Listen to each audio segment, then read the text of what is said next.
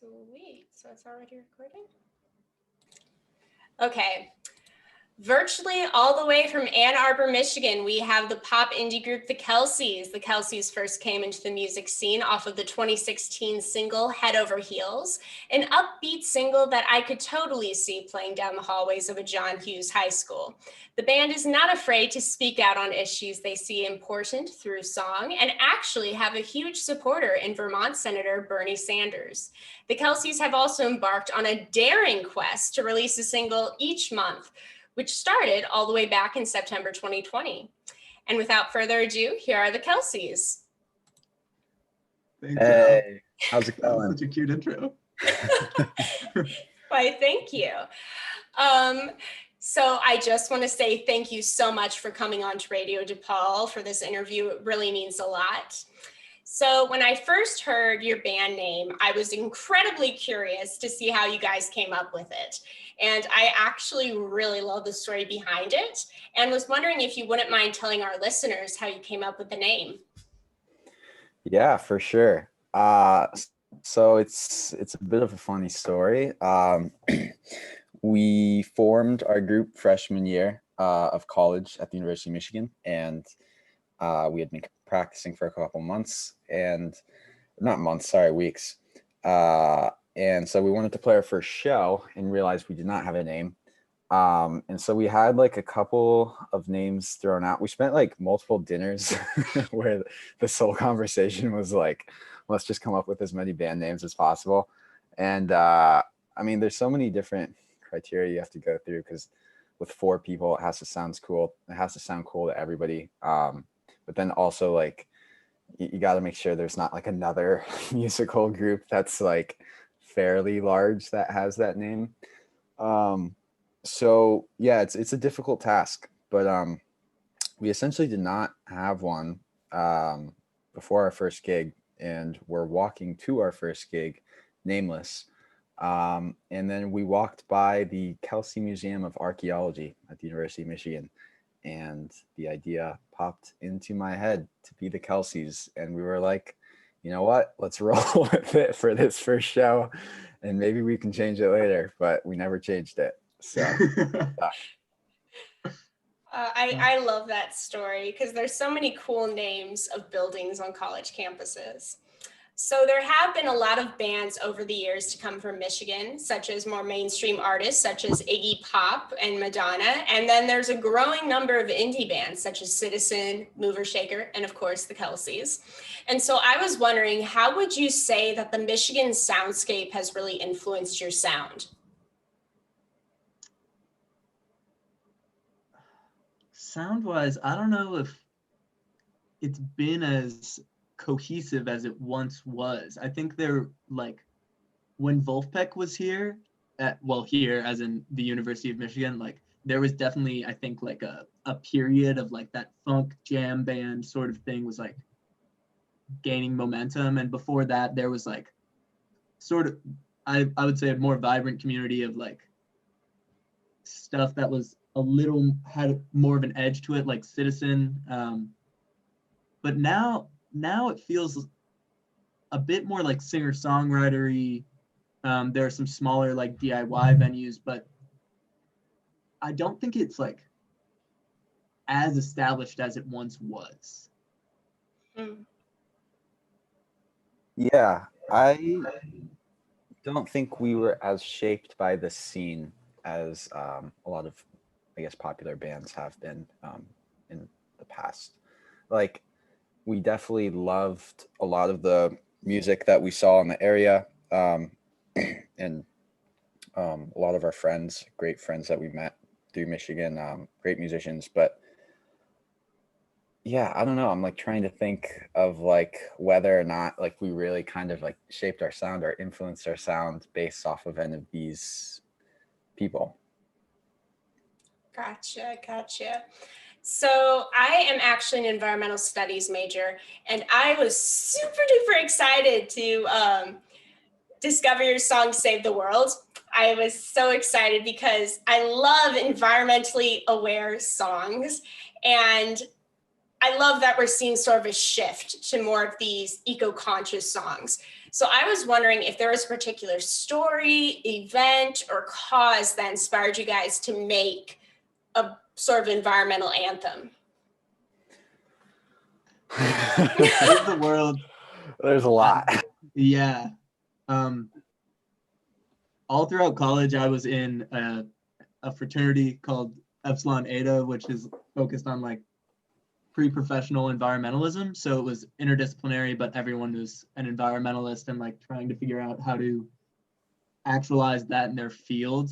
And I guess I was focused on that throughout all of college, and I still am. And especially like after 2016, you know, Donald and all, it just became like a bleaker picture of what it meant to like be an environmentalist. And I guess like it became harder to believe that like there was going to be a good outcome ever, you know? So I think, Peter, you had the initial idea for this, for Save the World, right? Yeah, I did.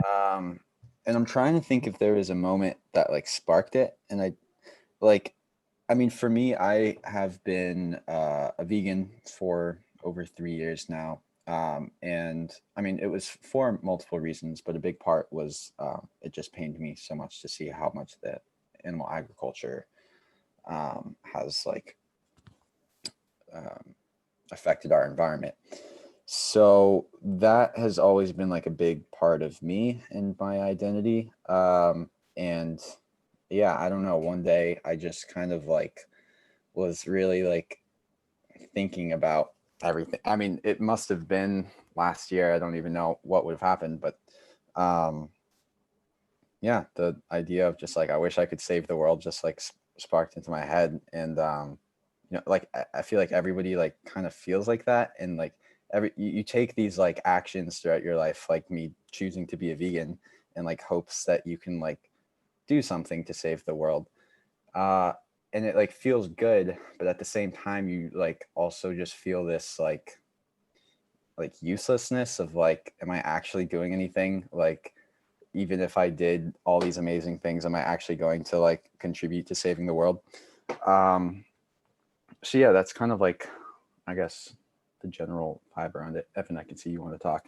I don't know like how far back you had gotten the nucleus of the idea, but when you brought it to us, you know, it was during the like in March during the pandemic, like at its height. So there was a lot of music being released at the time that was a COVID response almost directly. And Yeah. you know, when you first bring out something as like forward as I wish I could save the world, you immediately think, like, oh, it has to be about like COVID and just like 2020 and just all the crazy things that were going on at the time and just how bleak everything seemed. But then we sort of developed it more into this more targeted subject matter, I think a little bit later down the line. And I sort of enjoyed that dichotomy between, okay, you think it would be about COVID or about all these things that are going on right now, but it's not that. It's a little bit more nuanced. Yeah, I think there was purposeful songwriting in like how we edited and revised the verses, particularly. Like there's a nod to like the Flint water crisis, and then there's a nod to, he's a Michigan rep, but I can't remember his name. He said like, if climate change is real, like Jesus will save us from it. And I remember that like particularly frustrated me. So I'm glad we got to encapsulate some like little pieces of you know, the modern day in some of the lyrics. Yeah, definitely. And that song is just really empowering for me. And I can't imagine how empowering it would be for someone who's experiencing environmental injustice, like a kid in Flint, Michigan. And so I really like this song. So my next question is about the music video for Save the World. I loved the concept for it, and I actually showed my mom, and she thought was awesome too. We're both giant nerds. And so as soon as I saw you guys dressing up as superheroes, I knew I had to ask, Real or fiction, who's your favorite superhero? Spider-Man 100%, 1000%, hands down. Dang. I don't have such a quick answer. Spider-Man's really the only superhero I like. I'll say that. I mean, Any growing up, particular incarnation? Tobey Maguire, by far my favorite, but that's definitely a function of me being like 11 when those movies came out. In retrospect, probably would be my first choice, but Tobey Maguire it is. they are the best. Yeah, growing up, I think my favorite was always Batman. I was gonna say don't the know why. same. I think I even had, according to my mom, I think my like 4th or 5th birthday party, my favorite color was also pink. So I had I must have been maybe even like 3. I had a pink Batman party. Like that was the theme of the birthday party. I wore a That's Batman nice. suit and it was pink themed. So yeah, but honestly, I feel bad because I don't really watch many superhero movies nowadays, so I can't really give a great answer there. It's all good.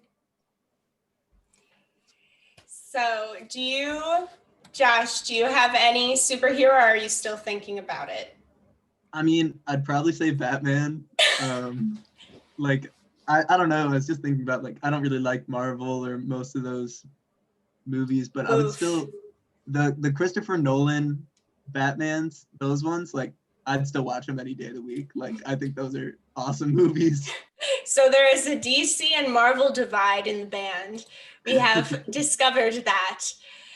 Okay, so the band has made this incredible declaration. I haven't seen this in pretty much music history, as far as I know, that you're going to be releasing a new single every single month, starting all the way back from September 2020. And I am incredibly interested to know your guys' creative process. How does a song idea become a song, and how long does it really take you guys to come up with a song? So that's something that's changed a lot over the course of our history as a band.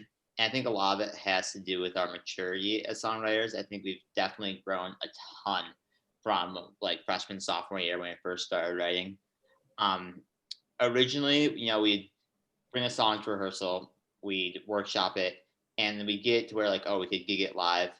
And then we might go into the studio months later and realize we didn't like it quite as much anymore. And then you rewrite it, which is frustrating. And then it wasn't like the most fun thing in the world. And then later on, we started going straight to the studio and just putting down ideas. And that way you don't get too attached. And that worked pretty well for a while. That's what we did for FOMO, one of our singles. But with this most recent batch of songs, and what is sort of enabled us to like have this goal of releasing a song a month, was the fact that again, during the pandemic, we all lived in the same house, which is super fun. The band with some of our friends, and we just had, especially after graduating, just had a ton of time on our hands. I think more than we've ever really had in our lives, because we couldn't go outside, which was a scary, stressful time for the whole world.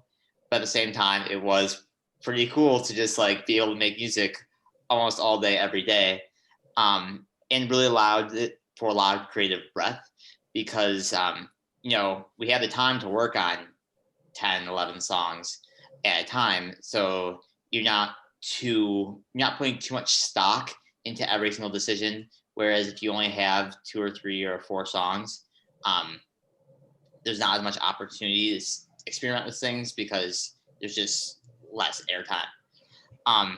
So that being said, we wrote all these songs sort of as a batch, and had them basically all done, mixed and mastered, ready to go before quarantine was really, it's not that it's lifted, but while we were still pretty much in the same place.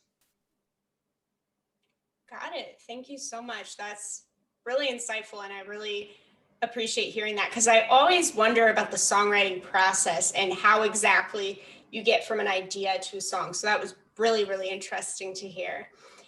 And so kind of going off of that songwriting and inspiration bubble, a huge trend we are seeing in 2020 is, I would say, back to the 80s, with trends such as Miley Cyrus taking inspiration from Stevie Nicks, Blondie, you have The Weeknd, Dua Lipa, and in your latest EP, So Little to Say, I would say, and many others say, that can be categorized as 80s-esque pop. And so I was wondering if, like these artists, do you guys have any particular artists that influenced your sound from that era, or any that you look up to in your stage presence or just the band in general? I know like 80s synth and drum sounds are probably like still my favorite. Like there's a keyboard called the Juno. Well, it's a whole set of keyboards, but it's like become really popular with a lot of musicians. So like One Tricks Point Never is the guy who did a bunch of production on The Weeknd's Blinding Lights record. And he used a Juno synth all over that, and like the gated reverb, sort of like how it even still it feels sort of like futuristic, the sound. There's something like fun and exciting and sort like almost sci-fi about it that I think is really interesting. Just like you can hear one sound and be like, that's cool, that makes the whole track for me. That feels like a very 80s idea, is that like just one weird jarbled synth and like make the whole tune, which I'm still very into. Yeah, definitely. I'm now that I know the name of it, I'm probably going to try and find one just so I can like mess around with it. Cause yeah, I love those synth sounds. My dad's a huge Depeche Mode fan, so I've grown up with synths. But yeah, so in your latest single, Love and Fear, I love the imagery. It has a very calm and peaceful beginning with an acoustic guitar, and then it just packs a punch with this electric guitar and these drums. And I love that as the lyrics become more and more dire, you sort of step away from the acoustic guitar. And so I was wondering if you could tell the story behind this song and what message you were trying to convey. Yeah, totally. So Love and Fear was a classic COVID hit. Definitely wrote it like right as like the peak of COVID was going on. And like I know for so many people across the country, it's just such like a scary time. And because, like you just like really, I think everybody just like started to think about like, wow, like life is pretty short, and like you better like cherish the relationships you have now, because you never know like when something could happen like this. And so I remember like writing the chord progression first. It's in drop D, which like if anybody plays guitar listening to this is like, it's always a fun thing to play around with. And yeah, I started doing some really weird chords, which I liked. And then I guess the idea of it came just, I'm in a relationship with my girlfriend, and I don't know, I guess just the thought of like something happening is just like scary. So it's like just, I guess the idea of it is just like, rather than fear, love. So yeah, and then I guess the other lyrics kind of like filled in. I wanted like kind of like a religious, spiritual imagery attached to everything. So there's a lot of like references to like, in the first verse, there's like what do I say? Like the Minoan singers, which are they're like, they wrote the Greek god mythology essentially. And then in the second verse, you have like some references to like Roman Catholicism. And I guess it was just like, I mean, I'm not religious myself, but it was just kind of like the idea of like a higher power, I guess, looking down on us mortals. And so, yeah. And then for the choruses, I think you described that really well. That's really cool. But yeah, they were kind of inspired by this new artist called Nick Lang that we're all really into. And if you haven't heard of him, definitely go check him out. But his choruses are like huge. I mean, he just adds like these crazy sounds just everywhere, and it just like fills every sonic space. And so we kind of wanted to do that idea with like just like a really peaceful verse, and then the chorus is just showing this chaos, and then everything kind of like ties back together at the end. So yeah, that was kind of the process of that. Not sure if Josh or Evan, you guys have anything to add. Did a pretty good job on it, man. I don't know. Cool. But yeah, definitely. It's a great song, and it's one of my favorites from the band. For our next question, I'm actually kind of wanting to deviate from the path that we are going down and talking about your supporters. I'm sure you know where this question is going. So one of your biggest supporters is Bernie Sanders. You guys played at one of his rallies. And so I'm sure he's very popular on campus. And so I'm sure a lot of DePaul's listeners would love to know how you guys were able to play at the rally and how you guys really got into contact with Bernie Sanders. It was actually a Gretchen Whitmer rally, just to clarify. But Bernie was speaking at the rally. We are also very happy about that. He's super famous now too. I mean, He actually specifically requested us. He discovered us on his release radar. No. No, he didn't know who we were, but he did give us a nice wave. Was it Gretchen's daughter that reached out to us, or? It was someone on the Whitmer campaign. I can't remember. Yeah, someone like on the campaign, and I think related. But it was a while ago now, so it's hard to recall.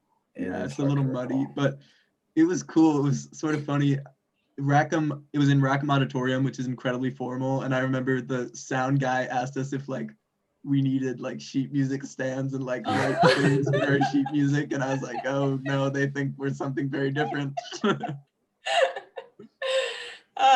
That's great that they were like, are you sure you don't need music stands? Yeah. It was awesome though. It was cool. Really cool show. Yeah. So is there any advice that you guys wish you had in the beginning of your music career, or that you would give to maybe other bands or artists that are still trying to figure out how to really put themselves out there into the music scene?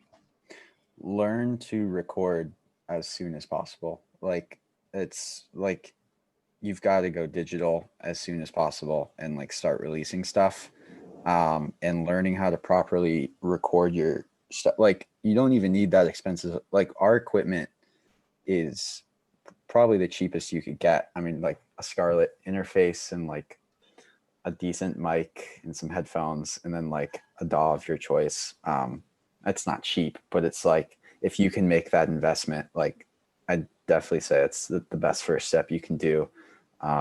Like, even if you're anti computers and synths, just like make sure you can like record and make your stuff sound good, because it's so important and it's such a valuable skill to have. Yeah. When we've talked about the studio earlier, like the studio for us, junior and senior year, we lived together. It was like, it's our bedrooms, and we just set up microphones and our computer. Like, it's not like almost everything on all the new singles that have been released was recorded ourselves in our bedrooms. Yeah. Wow. So like, and I do wish we learned that earlier. Yeah, because I mean, we could have just, our first single we like did at like our friend's studio, and it was like very fun, but you just become a lot more efficient when you can do it yourself, and you can also like, it's a lot easier to collaborate.